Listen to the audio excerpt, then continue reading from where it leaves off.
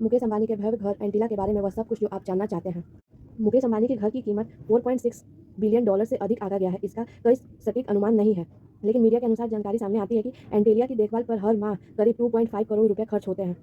मुकेश अंबानी का घर एंटीलिया दुनिया के सबसे अमीर लोगों में गिने जाने वाले व्यक्ति के कद के अनुरूप है। बाहर से यह करोड़ों डॉलर का खास तरीके से बना गगनचुंबी इमारत अपनी भव्यता से देखने वालों को चौंका देता है।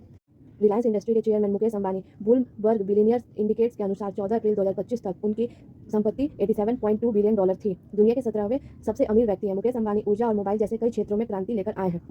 एंटीलिया का नाम एक पौराणिक द्वीप पर रखा गया है जिसे 15वीं सदी में खोजा गया था और माना जाता है कि यह अंटार्कटिक महासागर के पुर्तगाल और स्पेन के पास स्थित था। मुकेश अंबानी के घर एंटीलिया के पड़ोसी के रूप में बिरला परिवार के उत्तराधिकारी कुमार मंगलम बिरला रहते हैं। मुंबई के कंबाला हिल में अल्टा माउंट रोड पर स्थित यह 27 मंजिला आलीशान इमारत 4 लाख वर्ग फुट में फैला हुआ है। मुंबई एक ऐसा शहर है जो अपनी जगह की कमी के लिए बदनाम है और दुनिया के सबसे महंगे आवासीय बाजारों में से एक है। मुकेश अंबानी के घर के नाम के पीछे छिपा एक रहस्य भी है। अंबानी परिवार की मुख्य समाज सेवी नीता अंबानी एंटीलिया के डिजाइन और प्लानिंग में गहराई से जुड़ी हुई थी। मुकेश अंबानी का घर का मुख्य फीचर डिजाइन और सुविधाएं। मुकेश अंबानी ने डिजाइन करने के और बनवाने के लिए 2 विश्व प्रसिद्ध अमेरिकन कंपनियों को नियुक्त किया। इसमें पहली कंपनी थी शिकागो और दूसरी कंपनी सांता मोनिका स्थित interior designer firm hits Bednar associates था।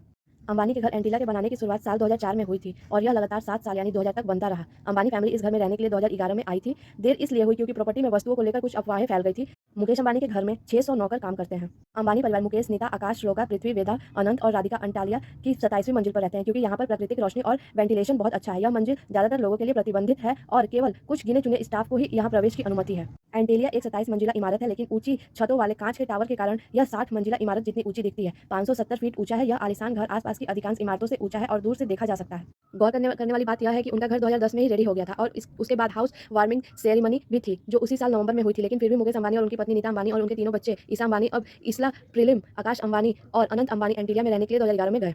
इस घर को बनाने के बाद वास्तु विवाद भी हुआ था। एंटीला का काम पूरा होने के 1 साल बाद ही मुकेश अंबानी का परिवार यहाँ रहने आया था। जब यहाँ घर तैयार हुआ तो अफवाह फैली कि प्रॉपर्टी में कोई वास्तु दोष है। चूंकि मुकेश अंबानी और नीता अंबानी वास्तुशास्त्र पर बहुत यकीन करते हैं, इसलिए उन्होंने कुछ समय के लिए गृहप्रवेश टाल दिया था।